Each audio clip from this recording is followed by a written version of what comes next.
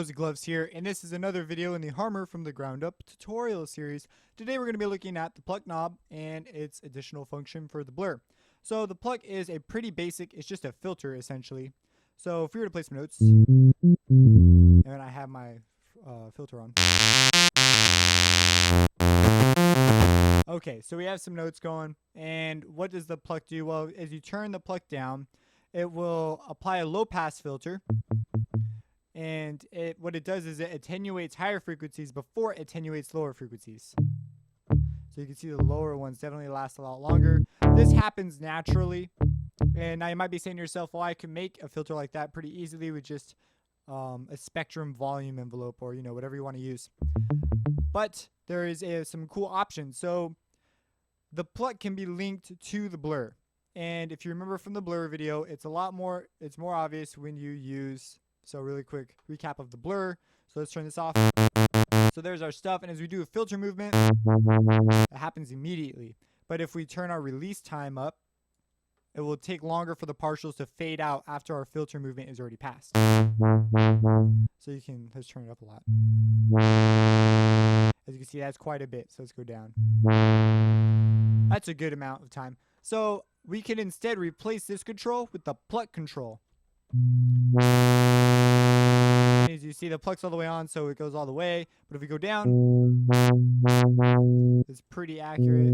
As you see, it's like the same exact thing. You'll see our time disappears over here. And you might be saying, well, geez, why would I want that? Well, the Pluck also comes with a whole set of additional components that make it valuable.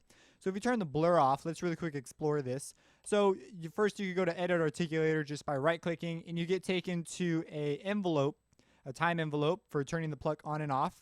And this will, if you link it to blur, instead control the blur. But another thing the Pluck can do, which is kind of unique, is it gives you extreme power over how that filter, it's like a filter within a filter. So if we come over here to Pluck shape, we have our shape, and as you see, it is a linear 1-to-1 ratio for that filter already. So this is already it already by its nature.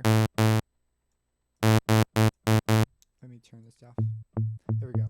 It already by its nature is, if you're wondering what the deal was right there, it was still fading out from my filter movement from like ages ago. So be wary of where you have this turned.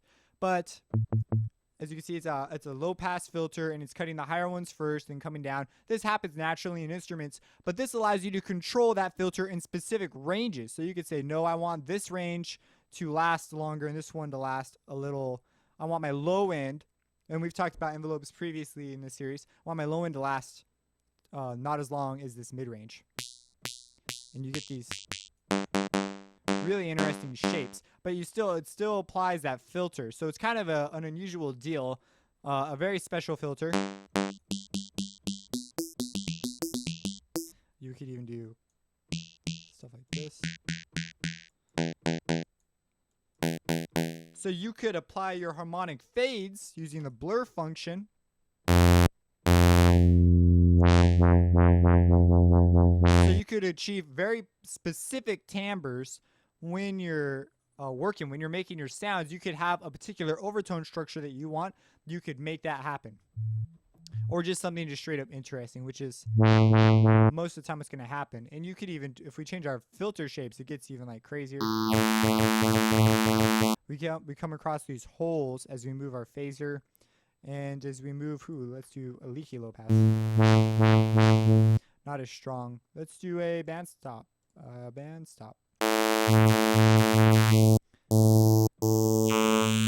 Whoops, I wanted to move it. So anyways, you have a bunch of interesting options available to you. So I hope that sheds some light on the Pluck. Now, I guess we can make a sound with the Pluck. I'm going to do the typical easy sound because it's kind of cool to have a Pluck. But we'll mess with the shape a bit. So lower harmonics tend to give, especially when we're missing our fundamental like this, they're a fundamental part of this body of the sound.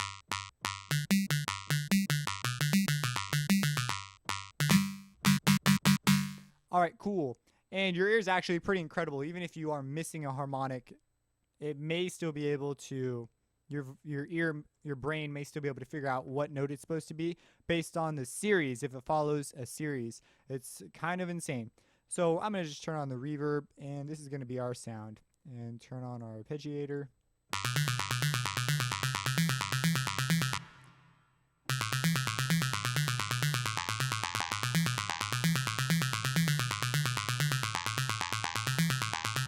So that's pretty cool. Maybe add some unison.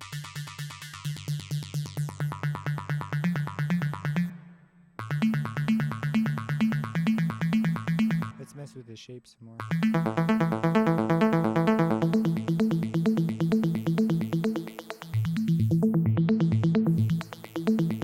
That's interesting.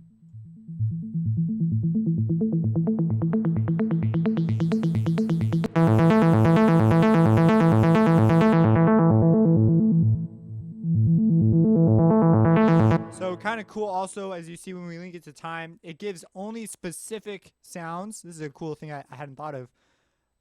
It only gives those specific sounds that harmonic fade out. And as a result, we perceive it as sort of a type of reverb. Not technically reverb, because there's all these specific, reverb's a pretty specific thing, but it's perceived as a kind of reverb.